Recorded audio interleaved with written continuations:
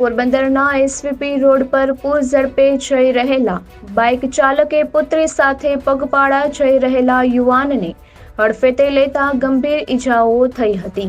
પોલીસે ગુન્હો નોંધી વધુ તપાસ હાથ ધરી છે, જેમાં બનાવના સ્થળ પર સીસીટીવી ફૂટેજને આધારે પોલીસે તપાસ હાથ ધરતા આરોપી હાથવેતમાં હોવાનું જાણવા મળે છે।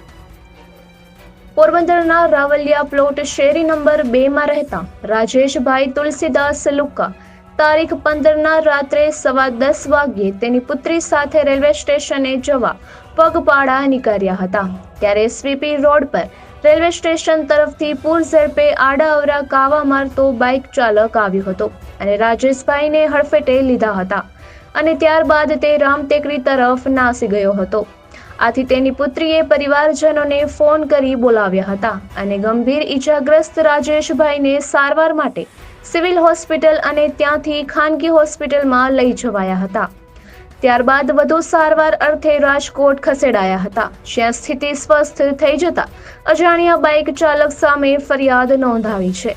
પોલીસે એ વિસ્તારના સીસીટીવી ફૂટેજને આધારે તપાસ હાથ ધરતા બાઇક ચાલકની ઓળખ થઈ છે અને તે હાથવેટમાં જ હોવાનું જાણવા મળે છે અને વહેલી તકે ઝડપાઈ જાય તેવી શક્યતા છે।